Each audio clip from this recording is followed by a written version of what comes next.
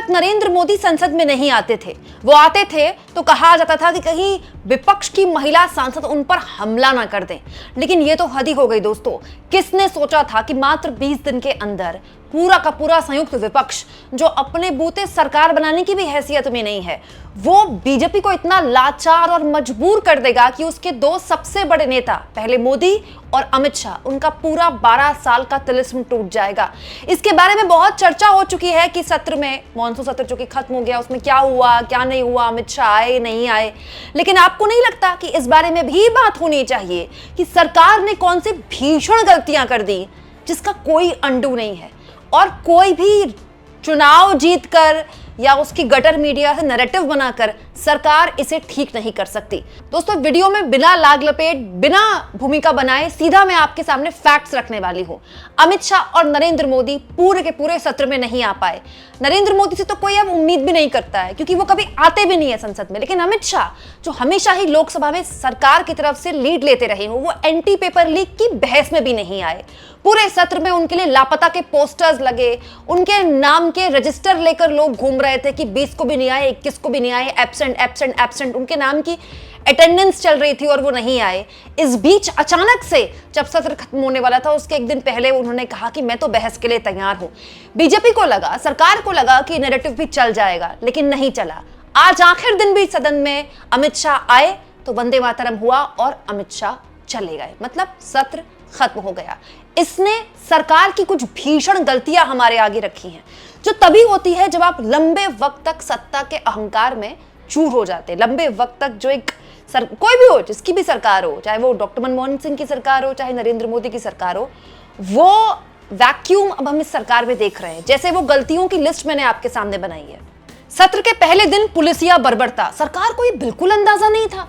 ऐसा कैसे हो सकता है कि जिस पार्टी के पास थोक के भाव में चाणक्य हैं, उनके सबसे बड़े चाणक्य को नहीं पता कि 20 तारीख को संसद का सत्र का पहला दिन है और 20 तारीख को दिल्ली पुलिस सड़कों पर, जो कि गृह मंत्रालय के अंडर आती है, इस लेवल की बर्बरता कर रही है। शुरुआत में ही शाह के बयान से बचना, यह सरकार की दूसरी बड़ी भूल थी। अमित शाह को 20 तारीख को बर्बरता हुई, 21 को आकर ही बयान दे देना चाहिए था।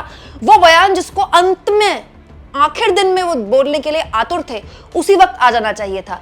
अगर तब भी नहीं हो पाया, सरकार कैलकुलेट नहीं कर पाई, तो जब एंटी पेपर लीक पर बहस हो रही थी उस पर आ जाना चाहिए था। लेकिन सरकार ने फिर भी इसको बहुत हल्के में लिया। उसके बाद विपक्ष से कोई बातचीत नहीं की, फ्लोर मैनेजमेंट जीरो। बीच सत्र में सरकार को याद आई कि एलओपी से बात करनी चाहिए और रिजिजू को कमरे में भेजा, चैम्बर में भेजा, राहुल गांधी के 50 मिनट उनसे बात की, फिर फोन पे कहा कि नहीं, एक कॉन्शियसनेस बना लेते हैं, गतिरोध खत्म कर लेते हैं, जबकि सरकार का ये काम होता है।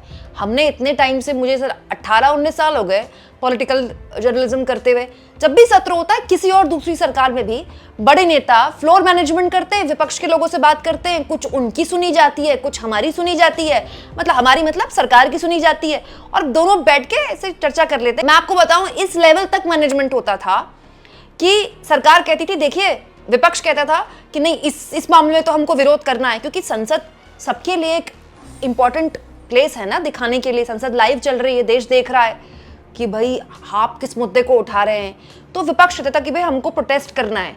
तो सरकार इस लेवल पर मैनेज करती थी, कहती थी चलिए आप 2 घंटे प्रदर्शन कर लीजिएगा, हंगामा हो जाएगा, संसद एडजर्न हो जाएगी, फिर 2 घंटे बिल पर बहस कर लेते। इस लेवल तक कि हंगामे के लिए वक्त दिया जाता था, लेकिन कोई फ्लोर मैनेजमेंट ही नहीं है। अजीब बात देखिए दोस्तों, प्रधानमंत्री का काम किरण रिजिजू कर रहे हैं और शाह का काम जितेंद्र सिंह कर रहे हैं। What is this? Kiren Rijiju पूरा सत्र चला रहे थे। किरण रिजिजू लोकसभा में भी बोलते थे, राज्यसभा में भी बोलते थे। सरकार का स्टैंड क्या है वो किरण रिजिजू बता रहे। क्यों?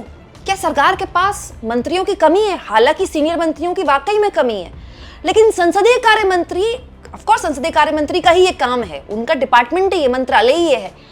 लेकिन संसदीय कार्य मंत्री का, किरण रिजिजू का उतना बड़ा राजनीतिक कद नहीं है कि इतनी बड़ी क्राइसिस में वो सरकार का चेहरा बन पाए। और जितेंद्र सिंह, वो पीएमओ का मिनिस्टर है, मोदी जी के खास हैं, समझ में आता है, लेकिन मैजिस्ट्रेट आदेश देता है, गृहमंत्री आदेश नहीं देते। ये बात जितेंद्र सिंह ने, जो पैलेट चलाने वाली बात आई थी, उस पर इशारों में बोला था जब विपक्ष हंगामा कर रहा था, जब एंटी पेपर लीक पर बहस हो रही थी। मतलब जो बात अमित शाह को बोलनी चाहिए थी, वो बात जितेंद्र सिंह बोल रहे, कौन जानता जितेंद्र सिंह को, उनका राजनीतिक कद बहुत बड़ा हो सकता है, सरकार में उनकी बहुत बड़ी हैसियत हो सकती है, पर क्या वो जननेता हैं इतने बड़े कि मोदी अमित शाह के बाद उनका नाम ले लिया जाए? सबसे बड़ी बात, मोदी इंस्टाग्राम पर संसद से गायब। प्रधानमंत्री जब भी क्राइसिस होती है बिल्कुल अपनी पार्टी को अकेला छोड़ देते हैं। कोरोना महामारी की दूसरी लहर प्रचंड चल रही थी, लोग सड़कों में ऑक्सीजन सिलेंडर और रेमडेसिविर वाली इंजेक्शन के लिए मारामारी कर रहे थे, याद होगा आपको। पूरे देश में हाहाकार मचा हुआ था, हॉस्पिटल्स में, दिल्ली के हॉस्पिटल्स में ऑक्सीजन खत्म हो रहा था, मतलब जो लोग वेंटिलेटर पर थे वो मर गए। मैंने पढ़ी है वो खबर, मैंने पढ़ी है ब्रेकिंग न्यूज। अरविंद केजरीवाल मुख्यमंत्री हुआ करते थे दिल्ली के, वो असहाय कह रहे थे हमारे पास ऑक्सीजन नहीं है। प्रधानमंत्री उस वक्त भी गायब थे। जब भी क्राइसिस लाइक सिचुएशन होती है, पीएम होते ही नहीं, पीएम इंस्टाग्राम में रील बना रहे हैं। मतलब आप सोचिए, प्रधानमंत्री, संसद चल रही है, इंस्टाग्राम पे रील बना रहे हैं। तो स्टेट्समैन होता है ना, जो लीडर होता है ना, मुश्किल हालात में ही उसकी परीक्षा होती है। मोदी अमित शाह बर्बरता पर अब तक नहीं बोले हैं, ये सबसे इंपॉर्टेंट बात है, इस पर कोई गौर नहीं कर रहा है। मोदी ने यहां तक बोल दिया कि कल्चरल शॉक है कि जंतर मंतर में जो कुछ भी हुआ उन्होंने देखा, लड़कियां गाली बक रही है, ये उनके लिए कल्चरल शॉक था, इस पर उन्होंने उनको माफ कर दिया। लेकिन दिल्ली पुलिस ने सड़कों पर जो किया उस पर उनका कोई, मतलब उसको उन्होंने एड्रेस तक नहीं किया, वैलिडेट ही नहीं किया उसको, वही अमित शाह ने किया। और ये बहुत बड़ी भूल है इस सरकार के लिए, बहुत बड़ी। जख्म तब और बड़ा, मतलब घाव नहीं बन जाता जब उस पर मरहम नहीं लगता। मरहम तो वक्त के साथ लग जाता है, लेकिन वो अपनी छाप, अपना निशान तब और गहरा हो जाता है जब जिसको जख्म लगा हो ना, उसको किसी ने पूछा तक ना हो। क्योंकि वो निशान ना हमें एहसास कराता है कि जब मुझे चोट लगी थी, किसी ने ये तक नहीं किया कि अरे तेरे चोट लग गई है। ये एटीट्यूड जो है ना, ये बहुत ही, मतलब आप समझ लीजिए, जेनजी तो बहुत होशियार है भाई आज के जमाने का। उसने एक भी बयान पूरे मीडिया में कहीं आप उठा लीजिए, मोदी और अमित शाह ने इस बर्बरता पे कुछ बोला हो तो। इसके अलावा राजनाथ जैसे बड़े मंत्रियों की चुप्पी, ये मुझे बड़ी अजीब लगी। राजनाथ सिंह को लीड लेनी चाहिए थी, हालांकि वो खुद कैसे लीड लेते, इस सरकार में कोई मंत्री क्या हैसियत रखता है। लेकिन जब गृहमंत्री सदन में नहीं है और सरकार देख रही है कि वो फेसलेस सी हो रही है, तो राजनाथ सिंह, नितिन गडकरी, ये सीनियर मंत्री है भाई, दोस्तों ये कुछ बोलेंगे तो विपक्ष सुनता है। और राजनाथ सिंह की तो अपील है, चलिए नितिन गडकरी तो वैसे ही ट्रोल हो रहे हैं कि अगला नंबर इनका है, लेकिन राजनाथ सिंह अगर आज भी संसद में खड़े होते हैं, चलिए अब तो सत्र खत्म हो गया, किसी भी मुद्दे पर, तो विपक्ष सुनता है उसको। लेकिन राजनाथ सिंह एक बार खड़े हुए थे शायद, जब राहुल गांधी बोले थे, अखिलेश यादव, मुझे कुछ याद आ रहा है। इसके अलावा राजनाथ सिंह ने कोई लीड ही नहीं ली। ये काम तो जिनके पास ताकत है उनको कहना है ना कि आप लीड लीजिए। इस वक्त ही तो बड़े नेताओं की जरूरत होती है पार्टी में। इसके बाद कंगना और बिधूड़ी जैसे नेताओं ने कुतर्क करके सरकार को और नुकसान पहुंचाया। मोदी जी इंस्टाग्राम पे हेलो फ्रेंड्स वाली रील बना रहे हैं, कंगना उसको गटर बोल रही है, बिधूड़ी बोल रहे पंचर वाला। क्या तुक है इस बात का? आरएसएस के अतुल लिमये और भागवत ने बयान भी दिए, बिल्कुल अलग अलग। मोहन भागवत कह रहे जेनजी से बड़ा देशभक्त कोई नहीं है, वो तो उनके फेवरेट हैं।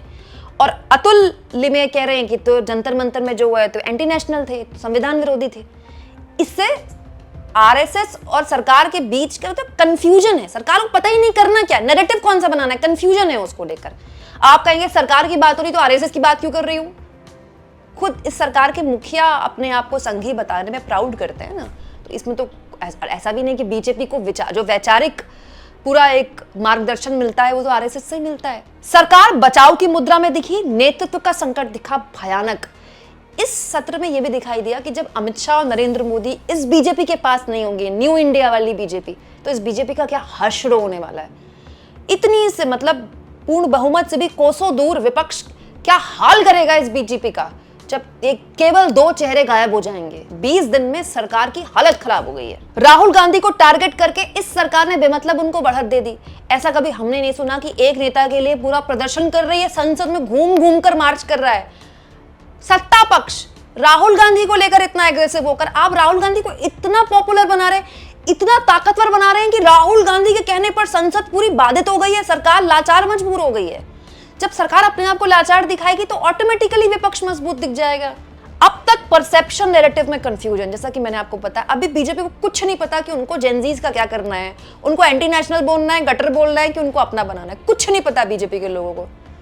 2 सबसे बड़े चेहरे पहली बार सबसे कमजोर दिखे और ये बीजेपी के लिए सबसे खतरनाक है। ये पूरी की पूरी पार्टी 2 चेहरे चला रहे हैं। पूरी की पूरी बीजेपी इन दो चेहरों के इर्द गिर्द है और ये दोनों चेहरों की विश्वसनीयता उनकी साख पर सबसे बड़ा संकट है। 12 सालों में पहली बार इन दो चेहरों का तिलिस्म जो है ना वो छिन्न भिन्न हो गया है, छिन्न भिन्न। और पता नहीं इसकी क्या भरपाई है। ये तब है जब अब भी आपने बंगाल जीता है। 6 साल नहीं हुए हैं आपको, 6 महीने भी नहीं हुए हैं बंगाल जीते हुए।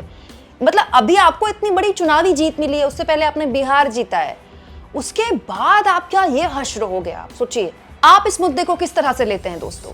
एक ऐसी पार्टी जिसके लिए बोला जाता है कि स्ट्रैटेजिकली काम करते हैं, स्ट्रैटेजिकली काम करते हैं, उनकी स्ट्रैटेजी है ही नहीं, पहली बार देखी है।